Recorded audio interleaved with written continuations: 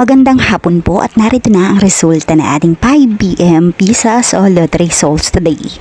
Ngayong araw po ng Miyerkules, April 15, 2026. At para po sa draw natin ngayon ay ang 3D Lotto at ang 2D Lotto. At para po sa Lotto More updates, pasubscribe na lang din po ako sa aking channel at pahit na din ng notification bell.